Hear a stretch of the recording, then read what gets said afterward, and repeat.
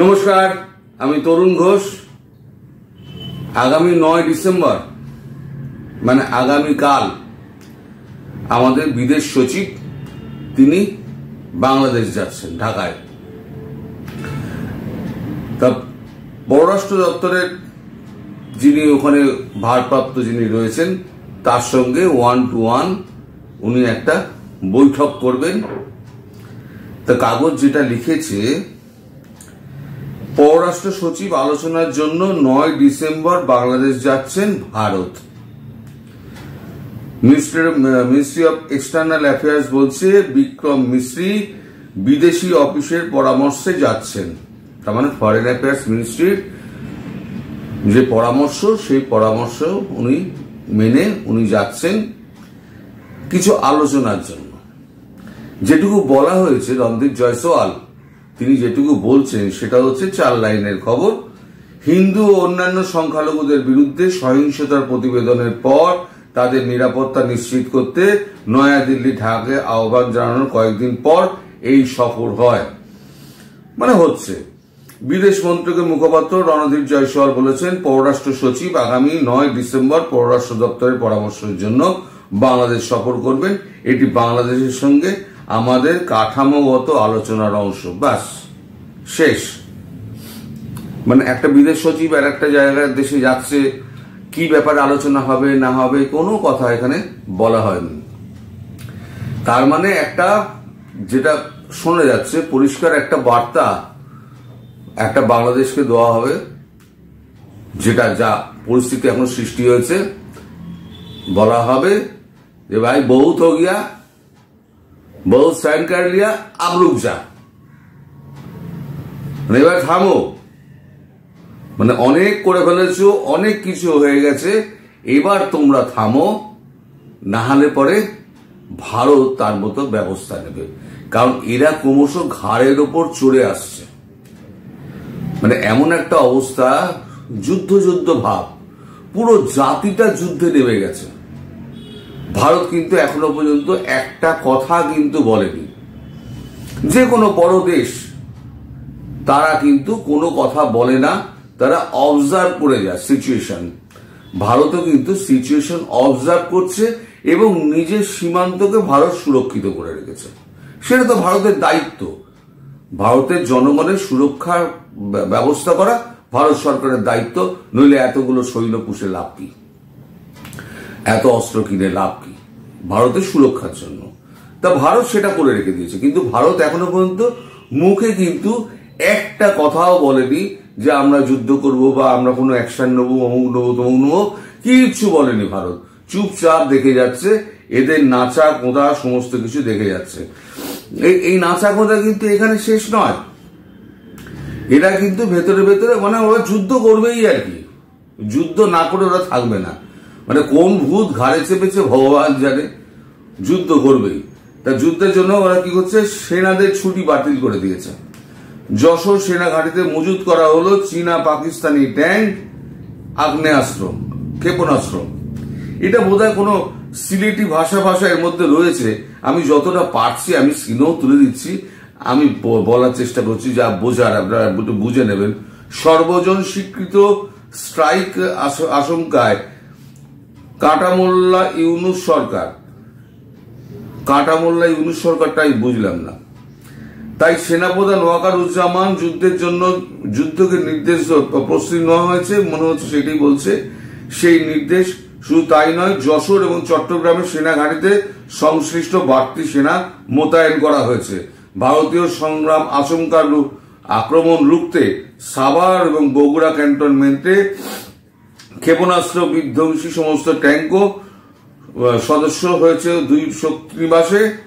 শনিবার মানে 7 ডিসেম্বর বাংলাদেশের শীর্ষ আধিকারিক সরকার ভৌগোলিক কারণে যশোর এবং পুলিশ নিবাসের নিরাপত্তা বাড়ানো হয়েছে। যশোরের শান্তি ঘাঁটিতে বিশেষ নিরাপত্তার ব্যবস্থা করা হয়েছে। অর্থাৎ যশোর এবং চট্টগ্রামে পড়ে যা বুঝলাম, যশোর এবং চট্টগ্রামের যে সেনাঘাঁটি আছে সেই সেনাঘাঁটিগুলোকে সমস্ত ট্যাঙ্ক ফ্যাঙ্ক এনে, ক্ষেপণাস্ত্র এনে রাখা হয়েছে। যদি কোনো কারণে ভারত অ্যাটাক করে তাহলে এগুলো ব্যবহার করার জন্য আগাম সিদ্ধান্ত সরকারের পক্ষ থেকে নেওয়া হয়েছে, সেই অনুযায়ী ব্যবস্থা করা হবে। বলছি না, যুদ্ধ যুদ্ধ ভাব। ভারত এখনো পর্যন্ত কিচ্ছু বলেনি, কিন্তু যুদ্ধ যুদ্ধ ভাব সর্বত্র একদম রটে গেছে, যুদ্ধ হয়ে যাবে একবারে। তো যাই হোক, সেই সিদ্ধান্ত অনুযায়ী সাভারও আছেন মধ্যে, সাভার সহ বেশ কিছু সেনানিবাসে চীন বিধ্বংসী ক্ষেপণাস্ত্র যশোর চট্টগ্রাম আসনের আনার সিদ্ধান্ত নেওয়া হয়। উত্তর চীনায় 6 ডিসেম্বর যশোর সেনানিবাসের জন্য দুটি H-8 এবং কোকিলের বার্তার শিখানা অ্যান্টি ট্যাঙ্ক ক্ষেপণাস্ত্র আনা হয়েছে। এছাড়া চীনের সঙ্গে বিধ্বংসী এয়ার ডিফেন্স সিস্টেম M80ও তার মধ্যে রাখা হয়েছে। Rocket launcher tank TRG-300 tiger মজুত করা হয়েছে। চট্টগ্রাম সেনাঘাঁটি প্রতীক হয়েছে তুরস্কের মাল্টিপল রকেট লঞ্চার TRG-230 দিয়ে। চীনের জন্য 122 mm হাউজার PL-90 কামানও মোতায়েন করা হয়েছে। যদিও বাংলাদেশ সেনার তরফে যুদ্ধের ব্যাপারে কিছু বলা হয়নি, যুদ্ধের ব্যাপারে কিন্তু বাংলাদেশের তরফে সরকারিভাবে কিছু বলা হয়নি, কিন্তু সেখানকার উপদেষ্টারা এবং যে সমস্ত মানুষজন আছে, সোশ্যাল মিডিয়া, টিভি, তারা একেবারে আলোচনায় ফাটিয়ে দিচ্ছে যে একেবারে যুদ্ধ হবেই, যুদ্ধ করতেই হবে, যুদ্ধ না হলে শান্তি আসবে না, ভারতের দাদাগিরি মানব না। ভারতের থেকে খাবার কিন্তু এখনো পর্যন্ত বলেনি ভারতের খাবার আমরা বয়কট করছি, তাতেই এখন সয়াবিন তেল পাওয়া যাচ্ছে না। 90% ওদেরই খবর, 90% সয়াবিন তেল বাজার থেকে হাওয়া হয়ে গেছে। মানুষ তেল খোঁজার জন্য শহরের এ প্রান্ত থেকে ও প্রান্ত দৌড়ে বেড়াচ্ছে, কোথায় একটু সয়াবিন তেল পাবে।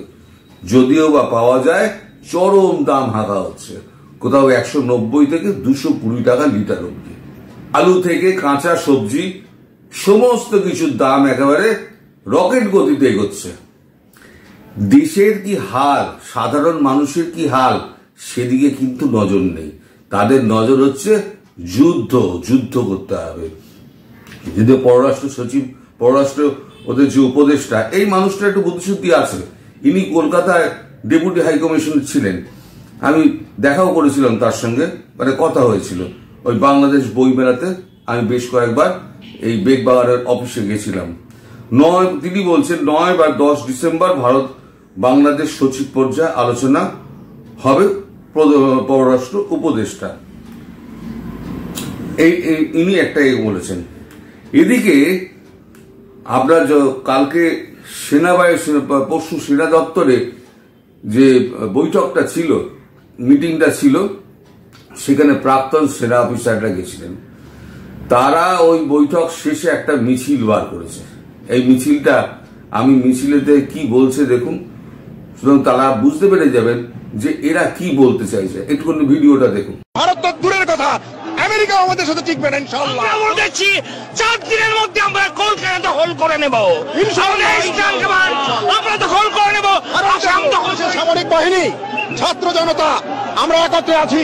আমরা রাবার 5000 সদস্য, এই 5000 সদস্যের মধ্যে অর্ধেকই নবীন, 2500 আমরা যুদ্ধের মাঠে যেতে পারি। আর এর সাথে যদি 30 লাখ ছাত্র জনতা যোগ হয়, তাহলে ভারত তো দূরের কথা, আমেরিকা আমাদের সাথে টিকবে না ইনশাআল্লাহ। আমি মেজর শরীফ, আমি বলে দিচ্ছি ভারতকে যে ট্রেনিং আমরা নিয়েছি, যে যুদ্ধ আমরা করেছি, আমরা শুধু 2 লক্ষ সৈনিক না, আমাদের সাথে 18 কোটি জনগণ আছে।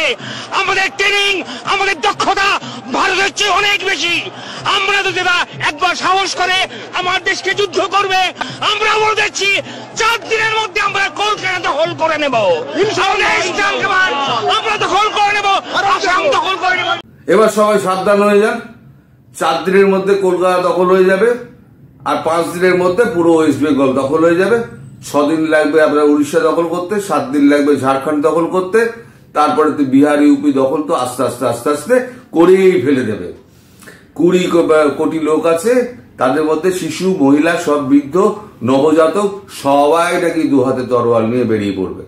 যারা বিদেশে আছে তারাও সব চলে আসবে, যারা অথর্ব আছে তারা হঠাৎ সুস্থ হয়ে যাবে, শক্তিমান হয়ে যাবে, যারা বিছানায় শুয়ে আছে, অথর্ব বা শারীরিক দিক দিয়ে অক্ষম বা অসুস্থ, তারাও হাসপাতালের বেড থেকে সব ছুটে আসবেন, এসে যুদ্ধ করতে হবে, গজবাহীন করতে হবে।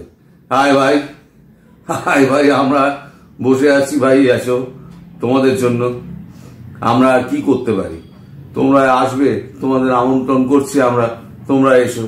তো যাই হোক, এখন এই যুদ্ধ ভাবের থেকে কি করে ওদের বিরত করা যায় একবার শেষ বোঝাতে হবে।